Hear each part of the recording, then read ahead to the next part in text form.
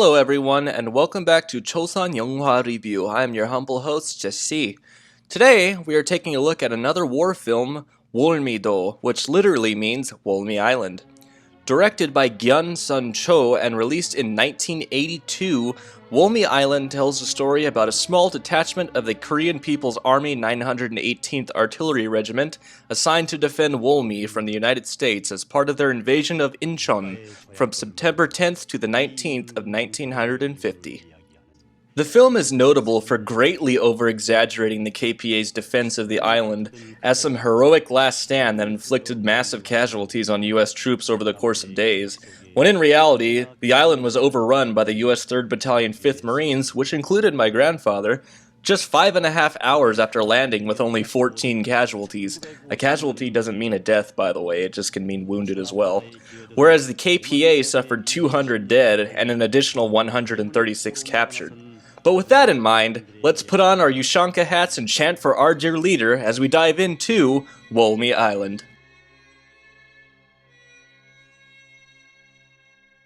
The film opens with a man telling a story about the brave defenders at Wolmi Island who fought against the US landing force at Incheon, and how the battle is now well known throughout history. Yeah, as a battle you lost.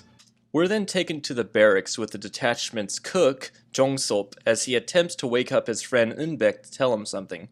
He later tells one of the soldiers that their company commander, Thae Un-Ri, will be soon moved elsewhere along the front and wants to make a farewell dinner for him, but needs petrol for the fire.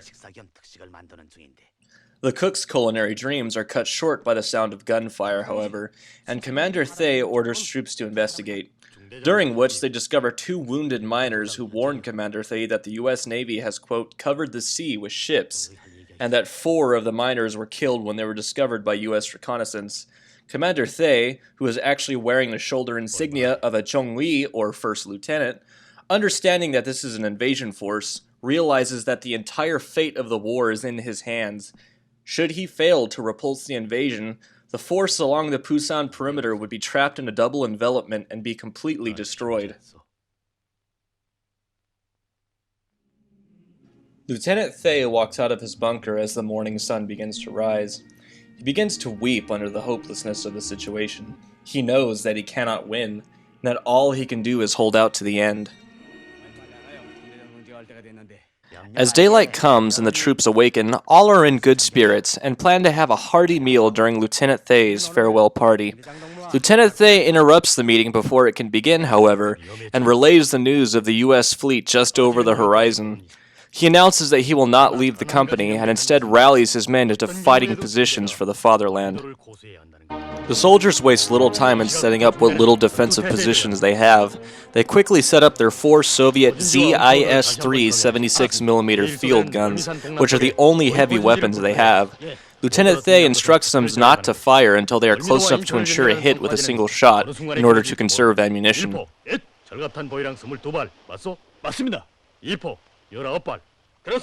His instructions are interrupted by an air raid conducted by American B-29s, which begin to pound the island with 75 tons of explosive ordnance per aircraft.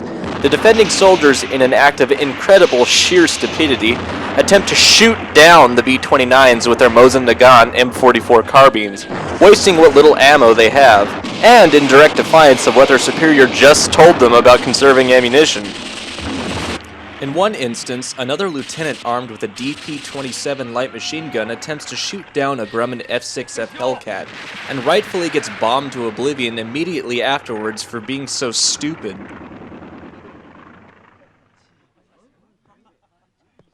After the air raid, Lieutenant Thae, observing his men to be in unusually good spirits after just being napalmed, comes to find out the reason being because a 17-year-old female radio operator named Park Jung-wook has just arrived from Pyongyang.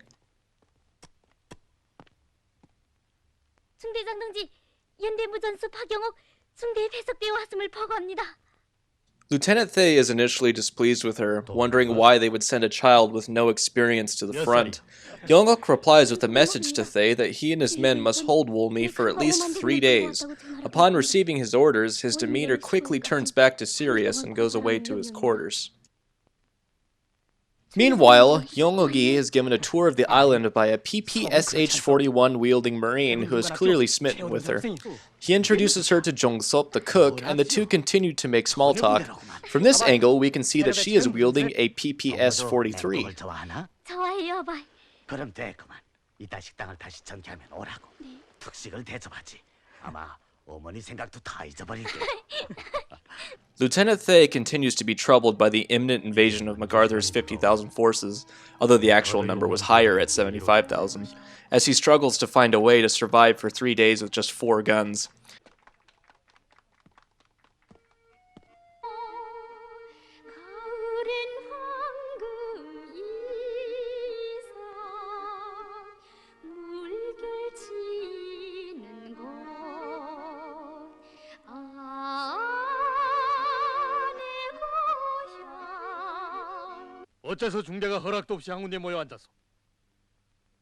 After scolding his men for goggling Jung-wook, he confides with one of his most trusted subordinates named Gun Number 3 Operator.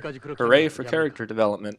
He asks our gunner if he thinks it's possible to hold off the US for 3 days with such little equipment. Our favorite character then goes full North Korea and recalls for Lieutenant Thae a time when Kim Il-sung visited their mind after liberation and told them that it doesn't matter if you don't have equipment, that the human spirit is more useful than machines, basically implying that the will of the soldiers alone will defeat a force 75,000 strong, supplemented with tanks, complete air superiority, 4 cruisers, 7 destroyers, and 1 battleship. Alright guys, I guess I'm letting this affect me too much, I apologize. In the next scene, we see Jung-sop bringing Jung-wook the food he prepared for her. He sits with her and asks what made her join the Navy. She replies that she did it because her friends teased her into doing it, which causes Jung-sop to laugh. He then shows her a picture of his daughter, Young-hwae, and says the reason he joined is because he believes that if they win this war, Korea can begin again, and everyone, even a peasant, can really be someone.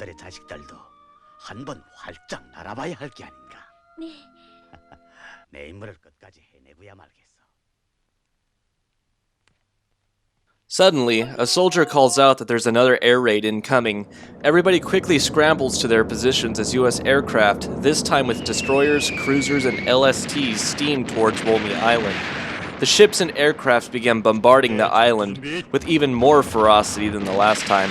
Lieutenant Thae, standing firm in his command post, refuses to order a reply to the US forces until they come closer. All the while, the North Koreans begin to take significant casualties.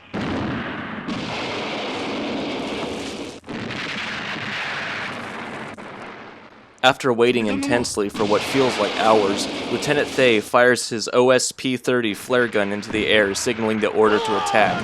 The North Korean battery immediately opens up with her 4 guns, destroying several US ships.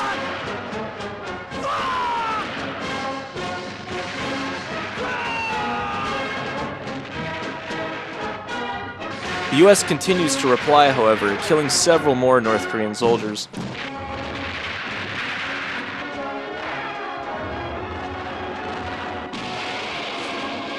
Lieutenant Thae orders gun number 3 to attack the U.S. flagship, which he names a destroyer.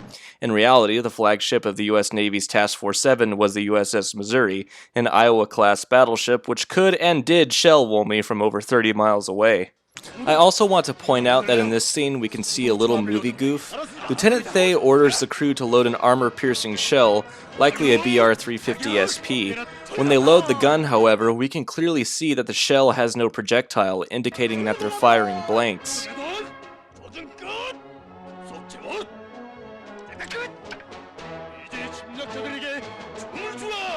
Anyways, the crew fires and hits the destroyer on the bow and it bursts into flames. Never mind the fact that the ZI-3's 76mm shell is far too anemic to damage, never mind sink a destroyer.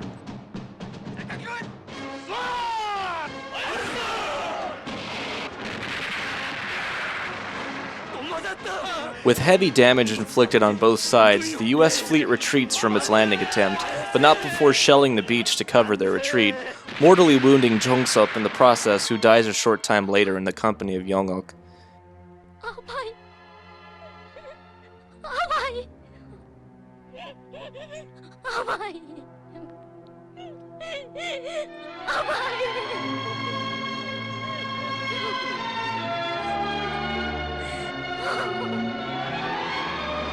His death has a profound effect on the entire company, as his warm, fatherly demeanor, sense of humor, and good food kept morale high despite the hopelessness of the situation.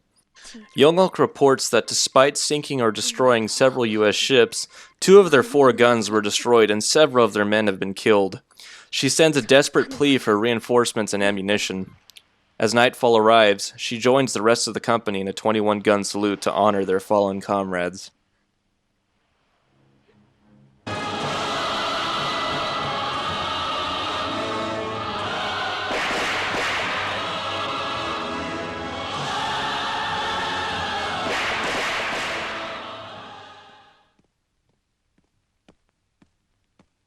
Later that night, Lieutenant Thae is visited by a man who bears the rank of Sojwa, or a major, who Thae Un greets as the battalion commander. The major congratulates Thae Un for holding out and expresses sorrow for the casualties he's sustained. He informs them that he brought 4 boxes of ammunition for his remaining 2 ZI-3s, but that he can expect no reinforcements due to U.S. shell fires severing command. He asks Thae Un if he can hold out for 2 more days, to which Thae Un hesitantly replies that he can.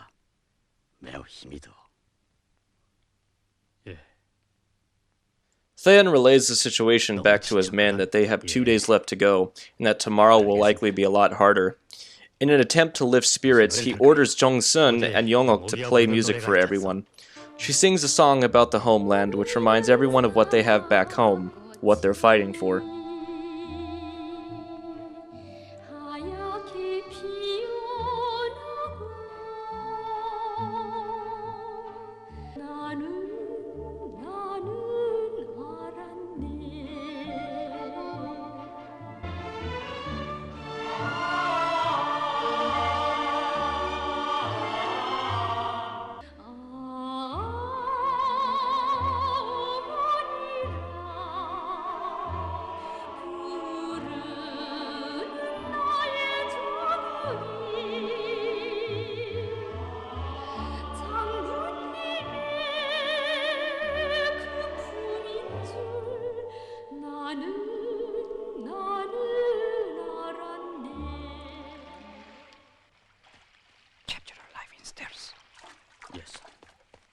In the ensuing night, Jung-wook is attacked and nearly kidnapped by 2 U.S. Marines.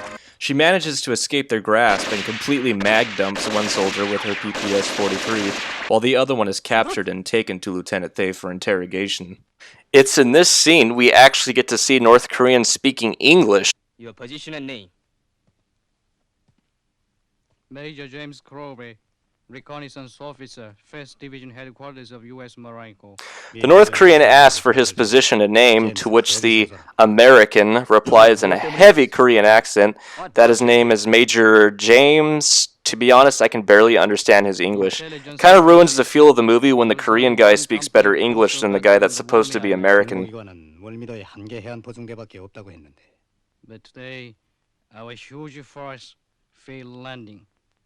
During the interrogation, as they ask him questions, the American slowly turns into what I guess North Koreans perceive Americans to behave like, and says that all will bow to the Grand Marshal Douglas MacArthur, and that he advises the North Koreans to surrender. I mean, talk about psychological projection. I mean, do they think that every other country refers to their president in the same way they refer to theirs? It's interesting.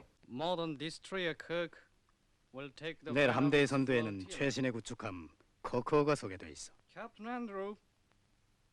함장은 솔로몬 해전에서 명성을 떨친 앤드류 대좌요. 그는 오늘 아침 메카더 원수 앞에서 월미도를 단숨에 점령하겠다고 맹세했어.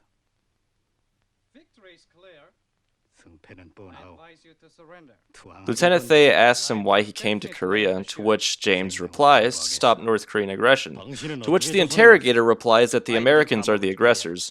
The interrogator then tells him to watch them as they slap MacArthur across the face, and then they all leave.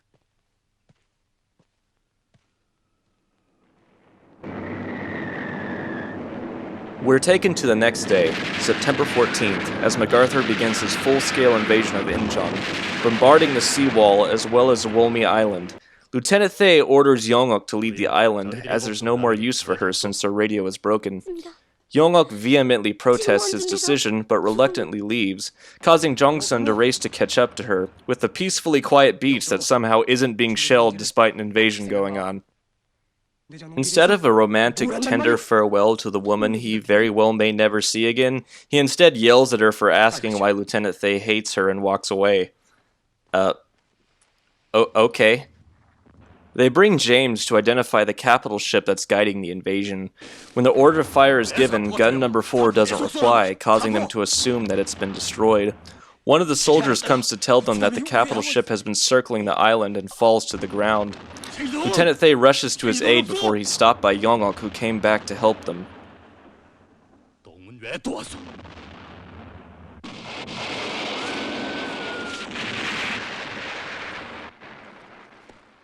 Having finally discovered the capital ship, Lieutenant Thae tries again to radio gun number 4, but the lines have been severed. He sends 2 men who attempt to repair the lines, but are killed by shell fire. Seeing the desperate attempts of Lieutenant Thae trying to reach gun number 4 by radio, Jung-wook rushes out to the beach under heavy artillery fire, surrounded by her dead comrades who tried to do the same.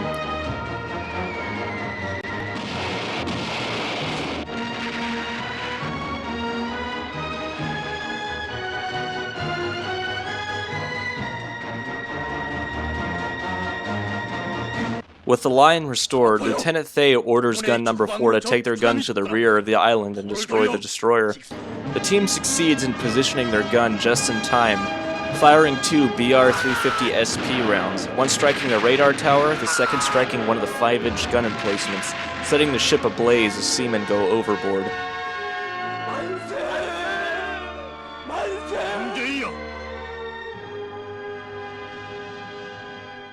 The men shout with glee as they've repulsed the Americans for the second time. Jong-sun exclaims that it was Jung-wook who came back to save them. They all hail her as a heroine.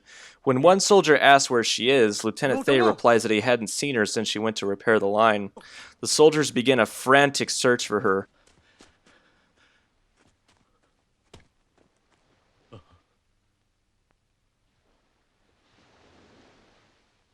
Only to find her lifeless body in a foxhole. Her PPS-43 on her chest, radio lines still in her hands.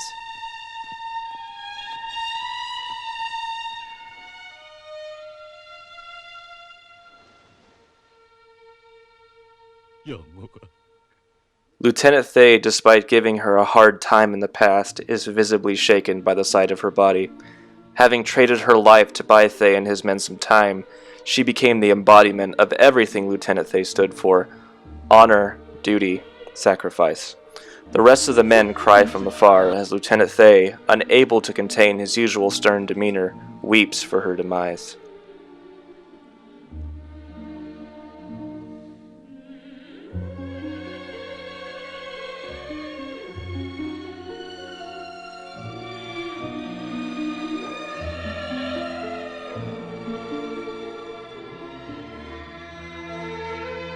As night falls on the second day, a battle-worn Lieutenant Thae looks upon his men resting in their bombed-out gun emplacements. Tonight there would be no songs. Tonight there would be no uplifting speeches. It was calm before the storm, the final day in which they were supposed to hold. He explains the truth to his men that they only have 1 gun with 16 shells, and that they will man the gun in teams of 2. When one team is killed, the other 2 will run out to replace them. He instructs them all to write letters to their loved ones, as they likely won't survive tomorrow. 모두 조국에 바치는 우리의 심정을 담아 편지를 씁시다. Jung-sun, Jung-wook's former boyfriend, volunteers on a suicide mission to swim a mine to one of the U.S. ships, and the remaining men are surprised to see Min-guk, a soldier wounded before, returning from the hospital to aid them in their darkest hour.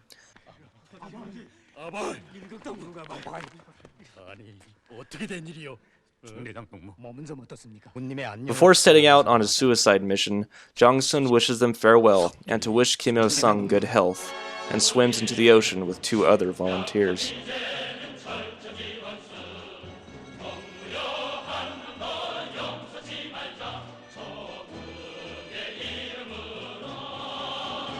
When their boat is capsized by gunfire, Jung-sun swims with the mine himself in the pouring rain, all the while fighting against the high seas and ducking from machine gun fire.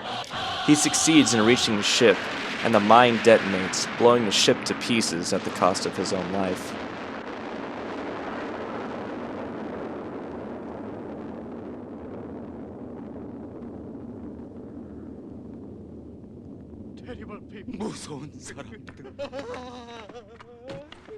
James, the American prisoner, upon seeing the selflessness of Jung-sun's sacrifice and the rest of his captors, writes to his journal to his friend Robert that he was wrong about the North Koreans, that they are the most inspirational, selfless people in the world, and that the Americans are the invaders and they have no chance of beating the North Koreans even if they win at Incheon.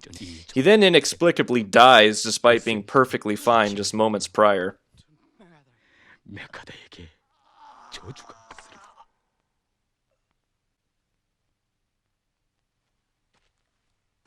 On the last day, Lieutenant Thae and his remaining 12 men are calm.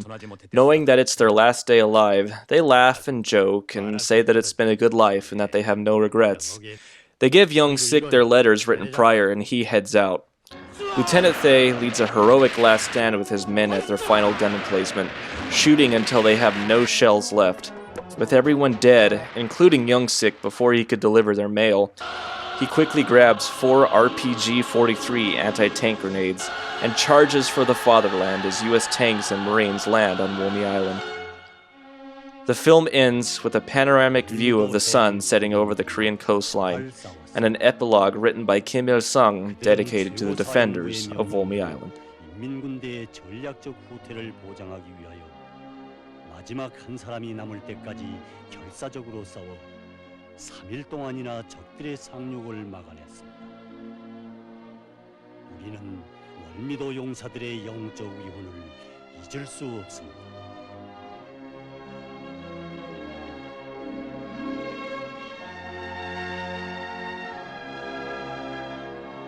날 도와주듯이 Well, I honestly didn't think I was going to like this movie. You know what? I need to stop saying that because every time I say that, I end up loving it. But seriously, after all, it is a movie that heavily distorts history to support an ideological perspective, which is something that I hate regardless of who does it. But I have to say, this is hands down one of the best North Korean films I've ever seen. The production values are amazing, and the film does a great job of portraying the feudal situation of the defenders, while somewhat sticking to reality in certain aspects. They did that a lot more than I thought they would. Alright, so for starters, let's get into the setting. For one, yes, there are several historical inaccuracies in this film. For one, the film depicts the North Koreans as sinking several US warships over the course of 3 days. While indeed several warships were hit from the Wolmi battery, only one ship was sunk, and it was a landing ship, very small. None of the destroyers or cruisers were severely damaged due to the aforementioned ZI-3 76mm guns being far too underpowered to do any real damage to them. In fact, US accounts describe the North Korean batteries as, quote, sparse and inaccurate. To this film's credit, however, there are actually a few instances where the movie's account and real life do match. Wolmi Island was indeed bombed from September 10th to the 14th, with the landing commencing on the 15th. The US landed with M26 Pershing tanks equipped with flamethrowers and experienced light resistance. The movie's final scene does show US forces landing with what are mocked-up Pershings with flamethrowers. You do have to remember, this is before the internet, so it's very cool to see continuity from both sides here. Another fact is that the movie actually does concede the fact that the North Koreans lost the battle. They do this in the most damage-controlled way possible, of course, by describing it as a strategic retreat, which I guess is newspeak for getting your ass handed to you, but it is nice to see a North Korean movie somewhat accept reality. I mean, after all, they were outnumbered 6-1, so there was no conceivable way they could have won the battle. Another thing that I like about this film is that they don't depict the North Korean Marines as basically T-1000s from the Terminator series that stack bodies wherever they go. The movie does show several North Koreans being killed, and although the aforementioned artillery scenes conflict with my statement, this film is still a lot more willing to show the North Koreans as perfectly killable, unlike Order Number 27, where they're practically Spartan 5s. Moving on from the setting, I have to say I really commend the actors in this movie. They all do an excellent job of conveying the sheer hopelessness of their situation, while still showcasing their commitment to duty in a way that isn't always overdramatic like these movies usually are.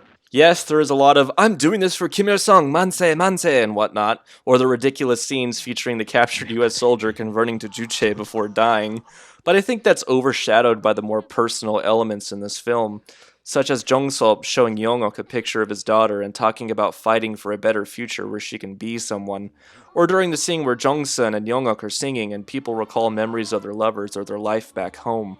That's the kind of stuff I'm talking about. This is the element that has been missing in every other North Korean film I've ever seen. This is how you convey emotion in a war film. You portray your characters not as mindless robots killing for the fatherland, but as human beings who have a life outside of war, and who have loved ones that they're trying to protect behind the front. This is the first North Korean film I've ever seen that really shows a human side to their people, and it is worth noting that I legitimately felt a lump in my throat when Lieutenant Thae cradles Jung-wook's body, unable to contain his sorrow. That's how you do it, North Korea. Excellent fucking job! In fact, other than those historical inaccuracies, there isn't much else criticism I have for the film. There are a few instances of unintentional humor, such as the clear usage of blanks, or the fact that Jung-wook is clearly lip-syncing during the scenes where she performs, but that's just minor kind of fun stuff to point out. It's not really a criticism on the film itself. The soundtrack, by the way, is great, ranging from ambience to bombastic songs from the Korean People's Army Choir. It does a great job of getting you into the mood of whatever scene or emotion they're trying to convey. The use of models for aircrafts and ships is dated even by 1982, but still believable. Overall, I think they did a great job with both the special and practical effects, and a much better effort was done in this film than for Order Number 27. This was clearly made to be a war film from the beginning. I also love the fact that this film uses real firearms that were used by the KPA. Mosin Nagant M44 carbines, PPSH-41s, PPS-43 submachine guns, DP-27 light machine guns, Maxim guns, etc. If you like firearms, then I promise you, seeing all of these Soviet guns in their Cold War glory days is amazing. You will love this film. I don't think I can recommend this film enough. It stands tall right among my other two favorite North Korean films, Myself in the Distant Future and Abroad Bellflower, easily. It isn't a perfect film, it has its flaws, propaganda, and quirks like any North Korean movie, but that's all easily forgivable when taking the entire film into context. This film is an easy recommendation for beginners and seasoned veterans of these films such as myself. Great film for North Korean standards, and leaps and bounds better than Order Number 27. I can't stress that enough. So go watch it. This is Jesse from Chosan Yonghwa Review, and until next time, 좋은 하루 보냈습니다.